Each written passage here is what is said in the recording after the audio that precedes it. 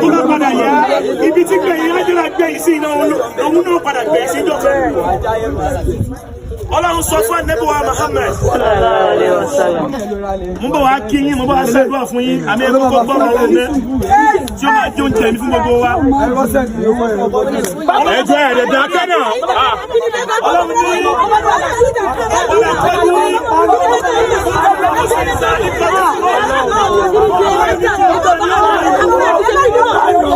ẹ̀yin èèyàn wa ètò ìsìnkú Àjàrà ni ẹ̀ ń wò yìí níbi tí wọ́n ti ń kírun sí Àjàrà lára ní àná. ẹ̀yin èèyàn wa ẹ jẹ́ ká wo fọ́nrán yìí láti bẹ̀rẹ̀ títí dé òpin.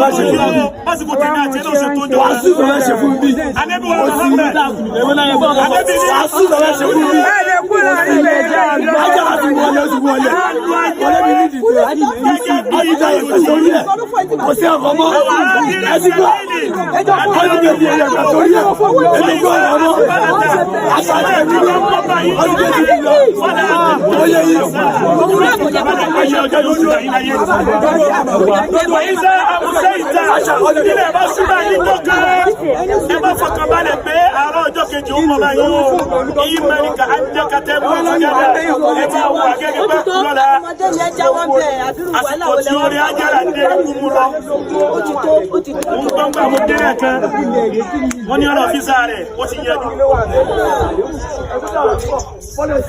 Àmọ́ àsìkò tí Ọlọ́run bá ní kú rẹ̀ ó tó lọ́kọ̀. A panupọ̀ ní ìsìn, a ṣe ìsìnkì fáàrù mẹ́ta.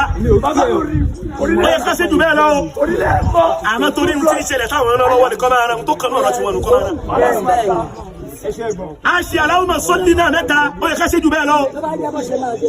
A máa gbọ́dọ̀ dáwọn ẹni ìwó àtòríkàlùkù wa náà.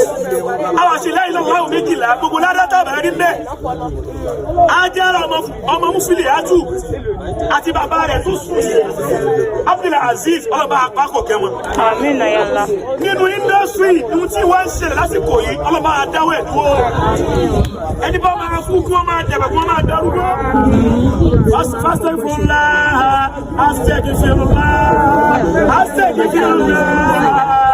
اللهم صل على محمد وسلم اللهم صل على محمد وسلم اللهم صل على محمد وسلم اللهم صل على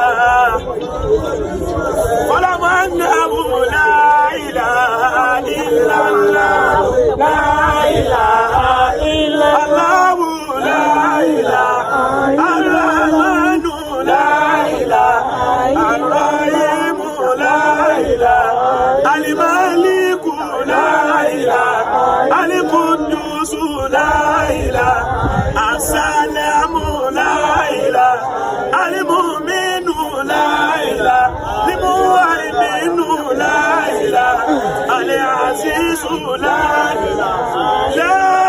إله إلا الله سيدنا محمد رسول الله عليه السلام الله اللهم اغفر ثواب ما كرهناه gbogbo ẹ̀san gbogbo ń tá a ké yìí ọlọ́mọ amúdádá rẹ̀ bá Àjàrà wà núra mẹ́ta láwọn náà gbogbo ìmọ́lẹ̀ tó wà ní gbogbo ń tá a kà yìí ọlọ́run jẹ́ ọmọ àtàwọn gábàrí rẹ̀ ìjì alikọ́bùrà ọlọ́wọ́dọ̀ tún mìíràn yá dìrì jẹ́nà bá a ṣe sáré tá a gbé sí ní àbàtà kanú àbàtà ní jẹ́nà wà látẹ́ ìjì alikọ́bùrà òfurá tún mìíràn fáwọn nínú rẹ̀ má ṣe ní afá kanú afárá náà lẹ́yìn ikú Àjàrà má fi da ìdílé ẹ̀ láàmú inú indọ́sírì má tún yín ká o ikú tó yá má fi pa yín mọ́ abẹ́rẹ́ká tó bí Ànábì wa Muhammad lákọ̀ọ́kọ́ àdúgbò tá a wà yìí mú kí wa mú fọlọ́wọ́ àtànẹ́bì.